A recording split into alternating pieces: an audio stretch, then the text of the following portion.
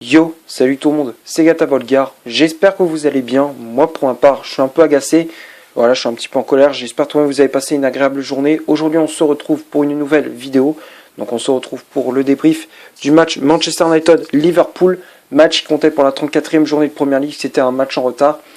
Défaite de Manchester United sur le score de 4-2. L'ouverture du score pour les Red Devils signé Bruno Fernandes à la 10e minute de jeu, l'égalisation pour Liverpool, signé Diogo Jota à la 38e, 45e minute, but de Roberto Firmino, 47e, le Brésilien inscrit un doublé, 68e, réduction de l'écart pour Manchester, signé Marcus Rashford, et la 90e, Mohamed Salah tue tout suspense, et suite à cette défaite, Manchester United est en roue libre. Voilà, on est en roue libre, voilà, il n'y a plus cette envie, voilà, on voit qu'il y a certains joueurs, ils n'ont plus envie, ils ont plus envie de jouer, ils ont lâché. Voilà, physiquement, ils sont complètement cuits. Je pense à Rashford, je pense à Fred, je pense à McTominay. C'était totalement à la ramasse. On était totalement cuits, totalement à la ramasse.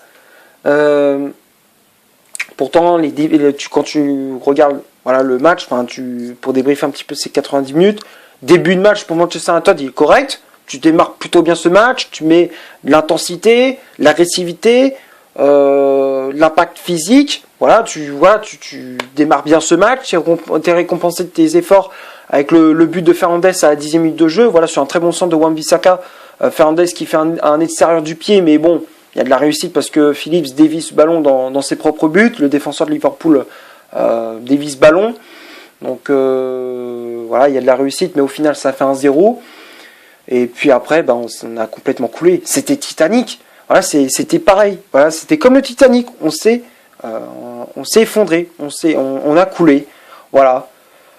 38e minute, tu te fais voilà, tu concèdes l'égalisation, voilà, je sais même pas comment tu te débrouilles. Voilà, le but de Jota à la 34e, suite à c'est un cafouillage dans la défense de Manchester. Phillips qui reprend ce ballon et Diogo Jota qui marque du match-gère. Alors on va pas me dire que Dean Henderson il pouvait arrêter ce ballon. Là, je veux pas entendre un mec qui me dise que Dean Henderson il a été bon. Faut pas me dire ça. Dans ce match-là, il a été nul. Il a été nul. Voilà.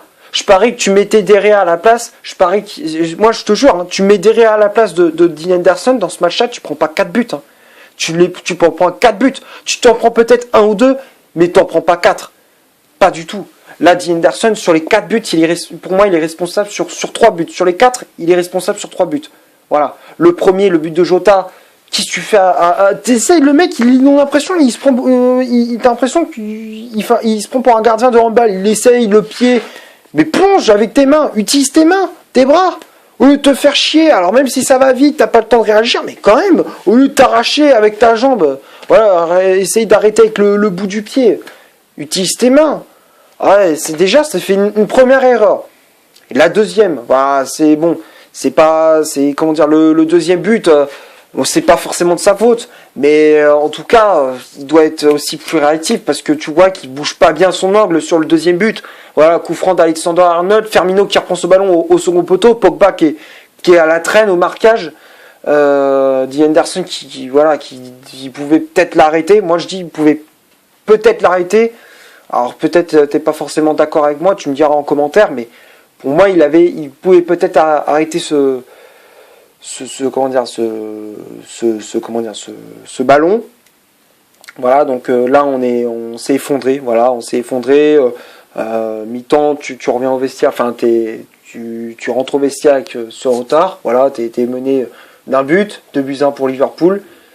Et là, deuxième mi-temps, c'est reparti. Hein, voilà, tu reprends un troisième, voilà, avec le but de Firmino. Voilà, un but catastrophique. Fred qui fait une passe, mais il la donne direct il la donne direct à Mohamed Salah. Il la donne direct. Il fait une passe aux adversaires. C'est pas possible. Il joue contre nous, ce mec-là. C'est son frère qui jouait hier. C'est pas possible. Comment tu te débrouilles? Comment tu te débrouilles? Je ne comprends pas. Le mec, il fait une passe, il est tout seul, il repasse ce ballon à l'adversaire. Derrière, ça fait but. Hein. Voilà. Tu fais cette erreur. Tu reprends ce but. Dean Henderson, en plus, qui fait une faute de main. Parce que je tape sur Fred, mais encore une fois, Dean Henderson, là, il a fait une faute de main. Voilà, tu vois la frappe, elle est comment dire, c'est voilà, la frappe de Salah, elle est comment dire, elle est mal repoussée par Dean Henderson. Normalement, il doit la capter celle-là. Il doit la capter, il doit l'arrêter. Net. Là, il fait une faute de main, bah derrière, bah ça fait but. Hein. Firmino l'a bien suivi. Voilà, ça fait 3-1. Alors même si tu as essayé de revenir avec Rashford, avec le but de Marcus à la 69e sur un bon jeu en triangle entre Fernandes, Cavani et justement l'attaquant anglais.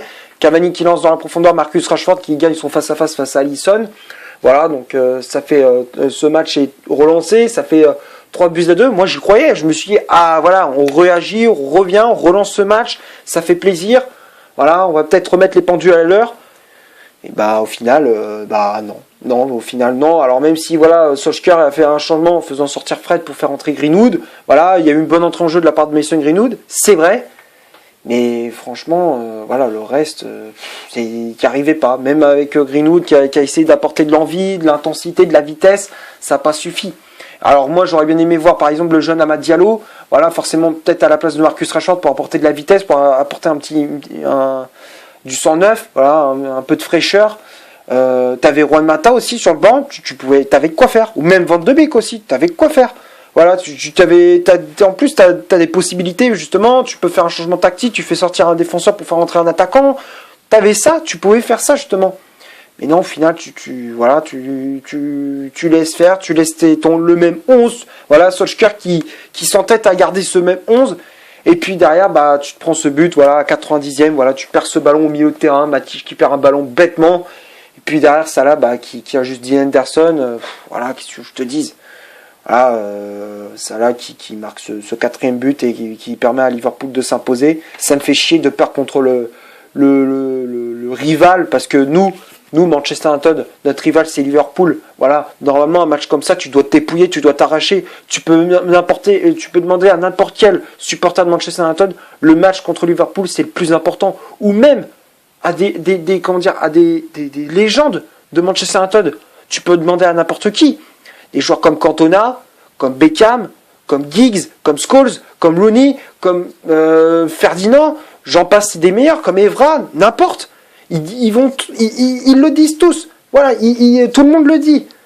Le match contre Liverpool, c'est le match le plus important de la saison. Voilà, c'est ça. Ça, c'est le match le plus important de la saison. C'est le derby. Voilà. C'est plus qu'un derby de Manchester. C'est plus qu'un derby un classique contre Arsenal. C'est plus que ça. Liverpool, c'est le rival number one. C'est le numéro 1. Le rival numéro 1. Voilà. Et là, ce que j'ai vu hier, c'est voilà, des joueurs qui se sont cagués dessus. Voilà, qui sont complètement en roue libre, qui s'en foutent totalement du match. Voilà, ils étaient complètement en roue libre. Bon, on va passer maintenant à la composition d'équipe que Ole Gunnar Solskjaer a aligné pour ce match. Donc ça a été un 4-2-3-1. Voilà, donc il y avait pas mal d'absences, c'est vrai.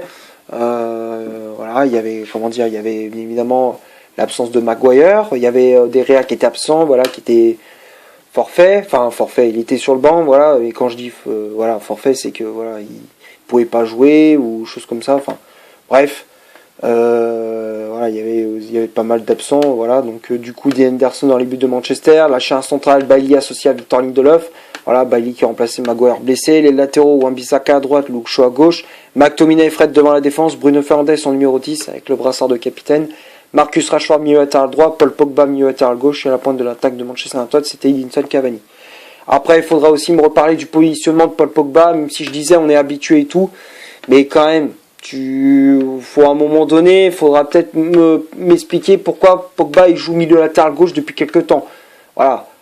Alors même si voilà Didier Deschamps avec l'équipe de France, il l'avait fait avec Blaise Matuidi, ou même avec Adrien Rabiot en ce moment.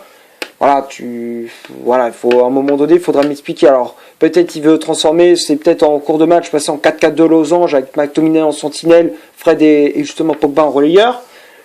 Mais en tout cas, il faudra peut-être m'expliquer parce que là, le positionnement de Pogba hier, j'ai pas compris. Voilà, ça je n'ai pas compris du tout. Après, Solskjaer, il fait des changements, il fait rentrer Greenwood à la place de Fred, ça c'était bien. Voilà, j'ai bien aimé l'entrée en jeu de Fred.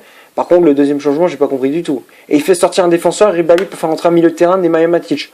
Pourquoi ? Moi, j'aurais bien aimé voir justement que tu prennes des risques en faisant rentrer par exemple Juan Mata, voilà, ou même tu fais rentrer Amad Diallo pour apporter de la vitesse, comme je disais, de la vitesse, du 109, voilà. Mais au final, non, voilà, t'as préféré faire rentrer un milieu de terrain, voilà, pour au final, bah, voilà, pour au final perdre, voilà, pour au final ne pas revenir dans cette rencontre, voilà. Donc on va passer aux statistiques de cette vidéo. On va commencer par Manchester United. Les Red Devils, c'est 53% de possession de balle, 6 corners, 11 tirs au total, donc 3 frappes cadrées, une position de hors-jeu. Du côté de Liverpool, c'est 47% de possession de balle, 4 corners, 13 tirs au total, dont 8 tirs cadrés, une position de hors-jeu. Donc tout ça, c'est du côté de Liverpool. Voilà, donc quand on regarde les statistiques, c'est vrai que Manchester United a eu une possession de balle, oui, mais à chaque fois, on ne savait pas quoi faire du ballon. C'est ça le problème. C'est qu'on avait le ballon, mais on ne savait pas quoi faire. Ça manquait de créativité, ça manquait de rythme. À chaque fois, dès qu'on repassait en défense, le jeu était arrêté. C'était ça. Après, offensivement, voilà, on n'était pas efficace. On a cadré seulement 3 frappes. C'est pauvre, hein. C'est très très pauvre. On doit faire beaucoup mieux. Et du côté de Liverpool, ils ont été ultra efficaces. Ils ont fait preuve d'efficacité. Voilà, ils ont montré qu'ils avaient envie de gagner ce match. Voilà, ils ont montré que voilà, Liverpool, ils sont pas totalement morts. Voilà. Ils ont envoyé un message aux autres clubs de Première Ligue. Voilà, Liverpool n'est pas mort. Voilà, c'est ce qu'ils ont fait. Voilà. Qu'est-ce que je te dis? Et maintenant, on va passer au top et au flop de cette vidéo. Bah, Dean Henderson, je vais commencer par le gardien. Dean Henderson, flop. Il est responsable pour moi, il est responsable sur les 4 buts, il est responsable sur 3 buts. Voilà, comme je te le disais. Voilà, il a été catastrophique. Voilà, alors venez pas me dire que Dean Henderson est meilleur que De Gea, c'est totalement faux. Voilà, si on mettait De Gea à la place de Dean Henderson, je parie sur les 4 buts. Moi je dis qu'il s'encaisse pas 4 buts. Voilà, la moitié des buts pour De Gea, moi je dis voilà, De Gea il serait peut-être encaissé 2 buts maximum, voilà, à la limite De Gea peut-être 2 buts, il serait encaissé peut-être 2 buts, mais là Dean Henderson, ça a été une passoire. Là dans ce match-là, ça a été une véritable passoire. Après chez un central, même s'il n'est pas aidé par la défense, Bailly et Lindelof, les deux ils ont été à la ramasse, tu voyais que ça manquait un patron. L'absence de Maguire se fait ressentir. Voilà, les deux ils ont été à la ramasse. Je pense que s'il y avait Maguire dans ce match, je pense que le match c'est pas le même. Voilà. Tu voyais que on était là, Bailly et Lindelof ils ont pris totalement l'eau, les latéraux pareil, Luke Shaw il a été catastrophique. J'avais l'impression de voir le Luke Shaw début de saison, tu sais, contre Tottenham qui était totalement à la ramasse. Voilà, c'était pareil, j'ai l'impression c'était le Luke Shaw de début de saison. Wan-Bissaka il a pris totalement l'eau aussi. Milieu de terrain, j'en parle même pas. Fred et McTominay ils ont été à la ramasse totale. Fernandez à la limite, bon, il a porté son leadership au milieu de terrain, il s'est quand même battu. Voilà, il a eu du mal, mais voilà, on va dire c'est lui qui s'est battu. Cavani pareil, même si voilà, il n'a pas eu beaucoup de ballons, il s'est quand même bien battu. Rashford, il était cramé, il a eu du mal. Voilà, il s'est quand même battu. Voilà, on a vu, pour moi c'est pour moi les 3 seuls joueurs du 11 de départ, voilà, de Manchester United. Voilà, pour moi c'est les 3 seuls joueurs qui ont été bon dans cette rencontre. Pour moi, Fernandez, il a essayé d'apporter de la créativité, il s'est battu, voilà, il défendait, il faisait tout.